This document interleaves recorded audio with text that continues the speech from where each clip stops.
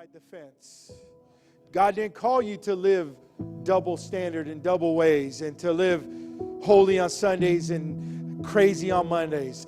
God called us to live holy on Sunday and on Monday and on Tuesday and on Wednesday when you're tired and on Thursday when you're getting ready for Friday. He wants you to live for holy on Friday and on Saturday and every day. Come on. 2 Timothy 4:3 says this, "For the time will come when men will not tolerate sound doctrine." Whew. This is Timothy, or Paul, prophesying, if you will, predicting that for the time will come when men will not tolerate sound doctrine.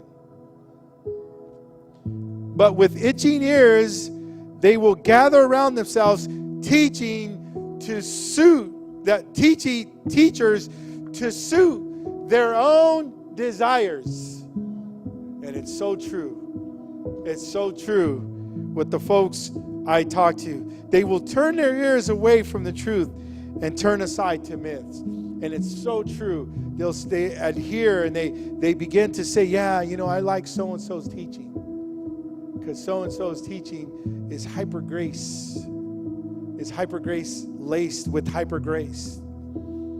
We all need grace, but the hyper grace that has that error of where you're a man pleaser, no longer a God pleaser. And it says, for a time will come when men will not tolerate sound doctrine. And I'm telling you, I am preaching and encouraging some folk sound doctrine, but they reject it.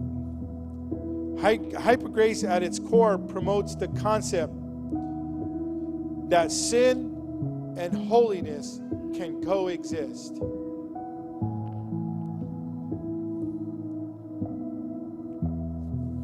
That it's all good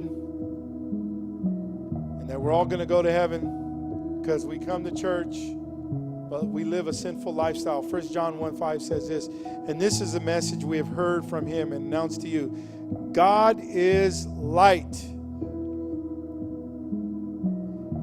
and in him there is no darkness at all.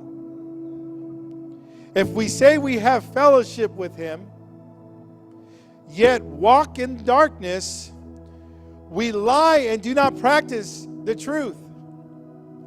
But if we walk in the light as he is in the light, we have fellowship with one another, and the blood of Jesus, his son, cleanses us all from sin. You cannot have one foot in and one foot out, and holiness and darkness and sinfulness will not coexist. Don't ever believe that lie, that you can knowingly sin, knowingly living a lifestyle of disobedience and be all good with the Father.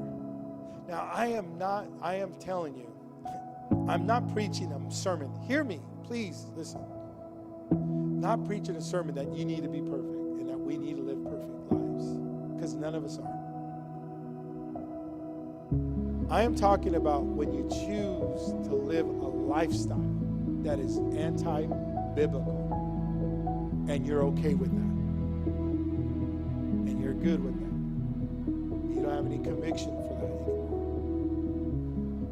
You understand the difference? I am not telling you that we all need to be sinless and that we're all perfect and that we all never blow it, because that's not reality. Reality is that every one of us will blow it, but it's when you choose that lifestyle, when you say,